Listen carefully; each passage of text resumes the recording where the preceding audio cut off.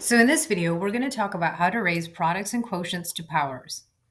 So remember these exponent properties that we're going to revisit in this lesson. So if you have a term with an exponent that's raised to another exponent, you multiply the two exponents. So for example, x cubed squared, we multiply 3 times 2, which is how we get x to the sixth.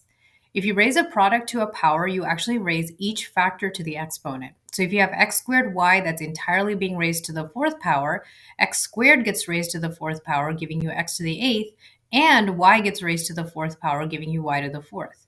Remember that the exponent rules will only apply to the exponents. The coefficients will just be raised to the exponent as usual. So if we have 3x to the fifth to the fourth, we take x to the fifth to the fourth and multiply those exponents together to get x to the 20th. The 3 just gets raised to the fourth as you normally would. And remember, you can use the caret button on your calculator to figure that out, right? If you do 3 caret 4, you're going to get 81.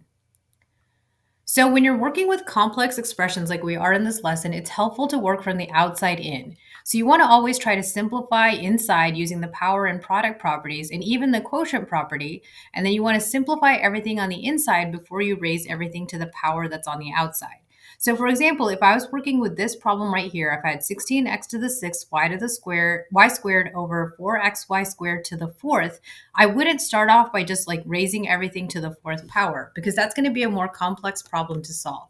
What I would do first is I would simplify the inside using the quotient property. And so that would give me 16 over 4, and then x to the sixth over x to the first, and then y squared over y squared. And then if I simplify that before I raise to the exponent, I'm going to have a simpler problem to do because 16 over 4 gives me 4. X to the 6 over x to the 1, I subtract the exponents, which gives me 5. And then y squared over y squared just cancels. And then I just now have 4x to the fifth to the fourth, which is just going to be 4 to the fourth, x to the 20th, right? And then 4 to the fourth, you can just do that on your calculator. 4 to the fourth power is going to give you 256. So you have 256 x to the 20th as your final answer. So now let's go ahead and try doing some examples. So here we have a lot of things going on. We have an inside with two big terms that are being raised to exponents, and then we also have a power on the outside. So I'm going to work my way from the inside to the out. So I'm going to start off by raising everything in the numerator to the second power. So that's going to give me 4 squared, x squared squared, which is going to be x to the fourth, y cubed squared, which is y to the sixth. And that's going to be over 2 to the fourth, right? I'm going to distribute this fourth power here. So 2 to the fourth, and then x to the fourth, y to the fourth. And remember, on the outside, we still have that third power right here. So let's go ahead and now simplify the inside. So I have 16 x to the fourth, y to the sixth over 2 to the fourth is 16, so I have x to the fourth, y to the fourth, and then everything's to the third power. So now I'm going to use my strategy I told you before, and I'm going to simplify the inside. So 16 over 16 will cancel. X to the fourth over x to the fourth cancels, and y to the sixth over the y to the fourth, I can just subtract the exponents, which gives me y squared. And that's all still being raised to the third power, so now I just multiply these exponents, which is just going to all simplify now to y to the sixth. Okay, so now let's try this example. So here I'm going to use a similar strategy. I'm going to start off by raising everything in the numerator to the third power as it says to do. So I have 4 cubed, which is 64, x squared cubed, which is x to the sixth, y to the fourth to the third, which is y to the 12th, and that's going to be all over x squared, 8x squared, y to the seventh. And remember, we have that square power on the outside. So now let's simplify the inside. 64 over 8 gives me 8. X to the sixth over x squared, I subtract the exponents, which gives me x to the fourth. Y to the 12th over y to the seventh, I subtract the exponents, which gives me y to the fifth. And then all of this is squared. Now I can raise everything on the inside to the second power. So I have 8 squared, which is 64. X to the fourth squared, when I multiply the exponents, I have x to the eighth. And then I have y to the fifth squared, which is y to the 10th. So 64 x to the eighth, y to the 10th is my final answer.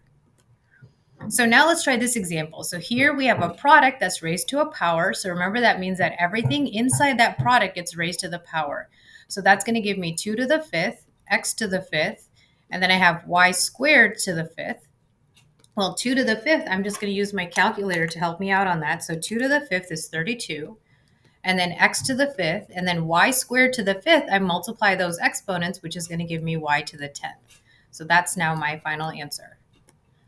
So here it asks us to simplify negative 3x to the fourth y to the eighth over x squared to the fifth. So once again, I'm going to use the strategy I told you before, and I'm going to first simplify the inside. So that's going to give me negative 3, and then x to the fourth over x squared, I can subtract those exponents, which gives me x squared. And then I just have a y to the eighth, and then all of this is being raised to the fifth power. This means that every term on the inside is going to get raised to the fifth power. So I'm going to have negative 3 to the fifth, and then x squared to the fifth, right? So that's going to give me x to the 10th, y to the 8th to the fifth. I multiply the exponents, so I have y to the 40th. So now let's think about this negative 3 to the fifth. If you do it on the calculator, negative 3 to the fifth is negative 243.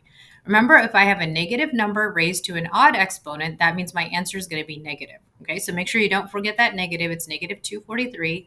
And then I have x to the 10th, y to the 40th.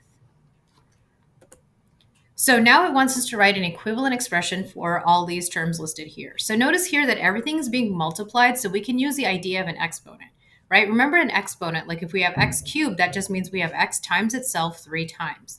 So if we have something that's being multiplied by itself a certain number of times, we can just turn that into an exponent. So here you see we have 2x plus 5 multiplied by itself 3 times. So we can rewrite this as 2x plus 5 to the third.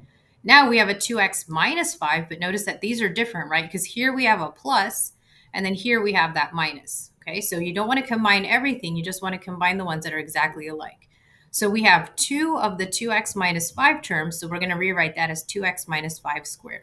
So we can rewrite this as 2x plus 5 cubed, 2x minus 5 squared.